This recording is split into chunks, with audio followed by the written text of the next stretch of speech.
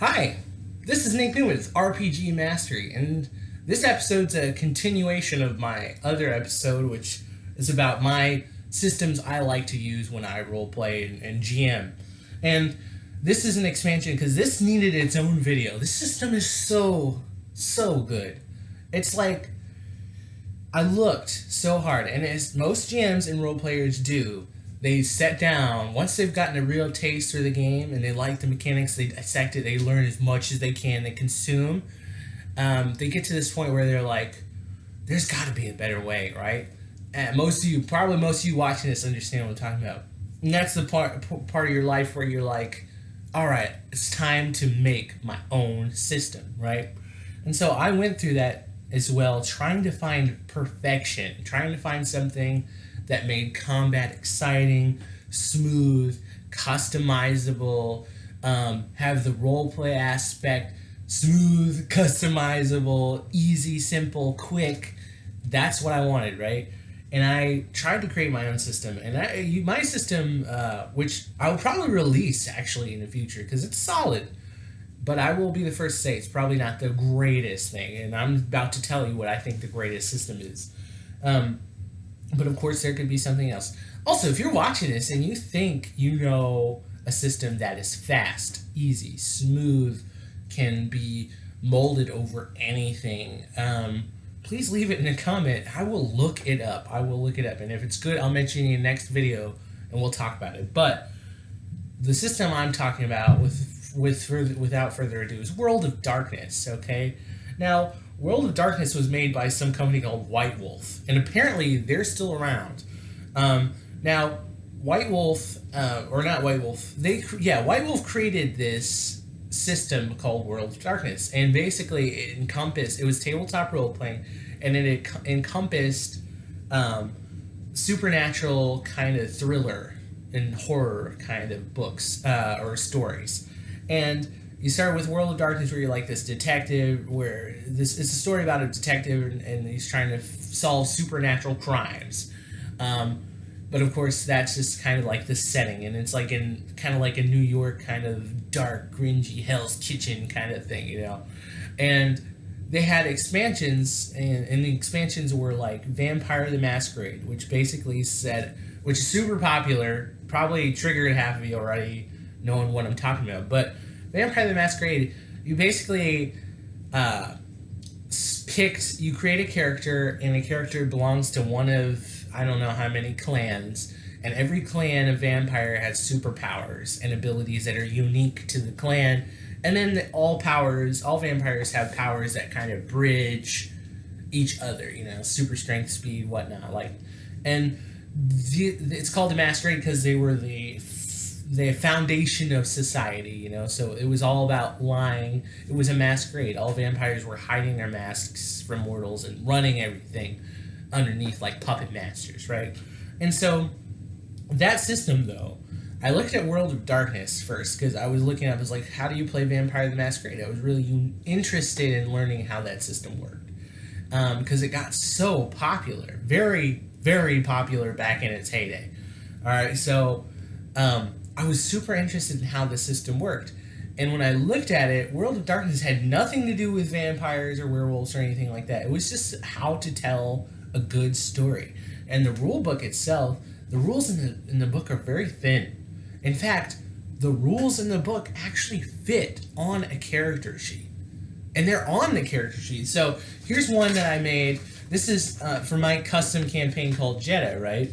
And it's World of Darkness. So all this stuff is World of Darkness. And at the very bottom of the sheet, you see all this information. It tells you how to fill out the sheet, how to progress. I'm sorry if you can't see this, but hopefully you'll just go online and download this and take a look at it, because it's so simple, guys. And it's free, and it's old, but gosh, when I found this system, I was like, this is the one. Okay, so the main features of this system, right, is that you can come up with anything you want, right? So you use D10s to determine fails or successes. So any roll on a D10 that's an 8, 9, or 10 means you succeeded. So whatever you're trying to do when you roll that d10, if you get 8 or 9 or 10, ta-da, good job. You either did damage, you hit your opponent, you opened something, you succeeded your check. Now this system means, and now that seems easy at first until you actually start doing it. You realize how often the failure happens until you start stacking those dice up. And so basically, the system has all kinds of little sections on it. Like, it's got the skills, academics, computer, crafts, investigation, medicine, occult, politics, science, physical skills, athletics, brawl, drive, firearms, larceny, stealth, survival, weaponry, social, animal kin, empathy, expression, intimidation, persuasion, socialize, streetwise, subterfuge. And then you have health, willpower, mortality. And in your base attributes, intelligence, wits, resolve, strength, dexterity, stamina, dexterity, stamina, presence, manipulation, composure, okay? And these are the main stats that you're going to use. You can ignore the rest, actually, and just run off these if you wanted to, but I like to be more specialized when I GM and have cool things happen. You also have these things called merits, but this is how you tweak the system to make it work for anything, okay? It's force, so I changed it to force feats, right? And I just went in there in Microsoft Word and the word merits out and changed it to force feats, because this is a Star Wars campaign, right? So I wanted people to come up with custom powers and abilities. So here's an example, right? You make a character. You start your character by following the code, the key at the bottom of the sheet. It tells you, okay, you get 5 dots in this one, 4 in this one, 3 in this box. You spend mana however you want. And then every dot you put in a score in a skill means that when you are asked for a skill check, that's how many d10s you roll. So let's say, for example, I had 3 intelligence, right? 3 dots in intelligence, and the GM wanted an intelligence check for me to hack a computer, right? So let's say I had 3 in intelligence, and I had 1 dot in computer, right? I can argue with the GM, can I use my intelligence and computer in combination for this check? And the GM will be like, sure, sounds reasonable. So you get 4 dice right there. You roll all 4 of those dice. You need an 8, 9, or 10 on those dice. And if you did, you hacked the computer, you got the information you needed, whatever. Now, it seems like everything's super easy. It is not. I've had people roll 10 plus dice and only had like 1 success. It's actually more difficult than it first seems. And if you don't like it, you think it's easier, you can, as a GM, decide, I only want successes to be on 9s and 10s, or I only want successes to be on 10s, and then prepare for everybody to fail constantly. But you can do it any way you want. So fill out the dots to get your character set up. Then this merit section. The merit section is where you come up with stuff you want. So, for example, this is my Star Wars campaign. So people who want to make a Jedi or Sith character, right, they go in this merit section. Now, in the original book, it's called merits. And in Vampire the Masquerade, you choose a class and you get special abilities based on that class and so on and so forth. But in this system, basically, it's totally not quite homebrewed, but it is tweaked. So basically, for example, if you play a character that is, let's see, let me think of, goodness gracious, it's really hard to think of a cool, okay, so there's a species in Star Wars called epicanthics, right? And so looking it up on Wikipedia or whatever, you'll find out epicanthics are almost immune to mind force abilities, right?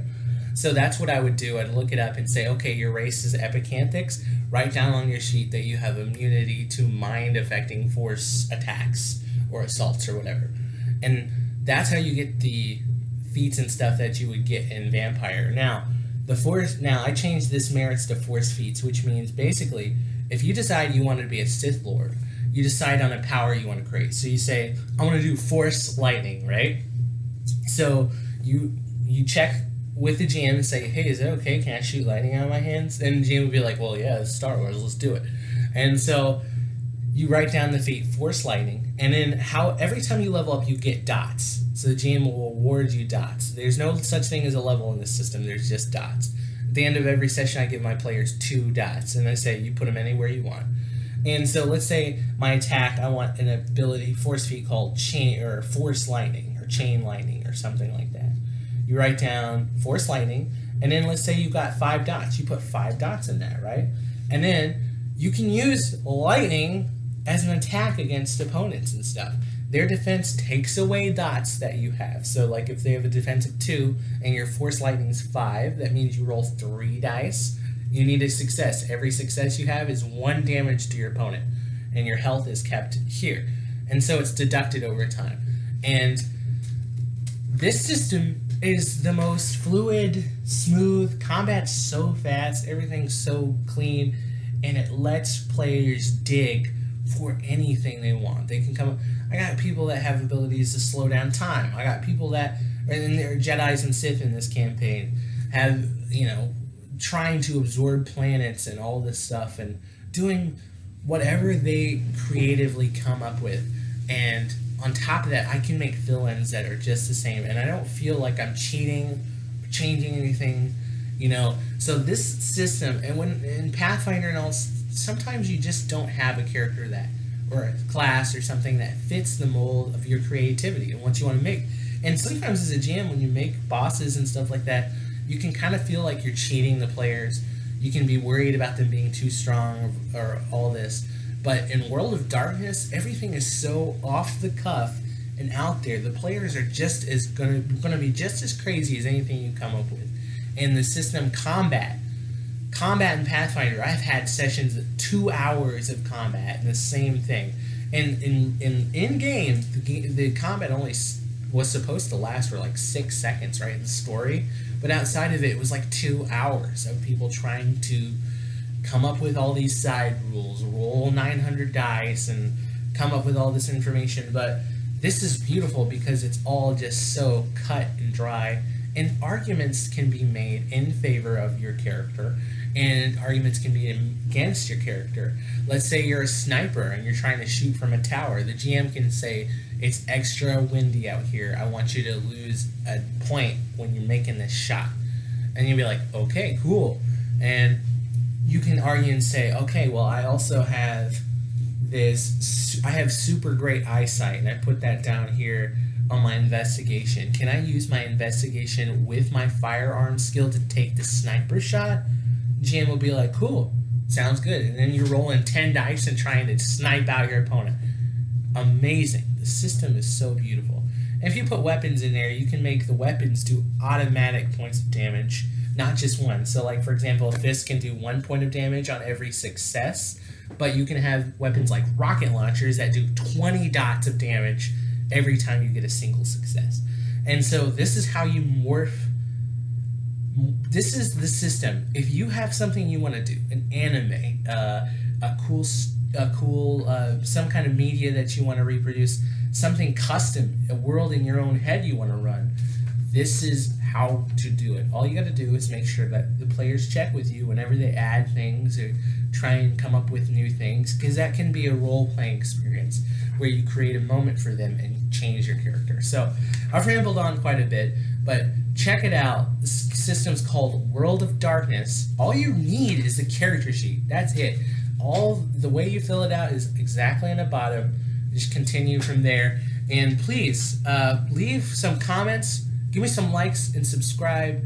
Thank you so much for watching. This is Nick Newman with RPG Mastery, and again, in the future, I will be coming up with more rule-intense videos for people who are interested in that kind of stuff. So thank you very much. All right, bye-bye.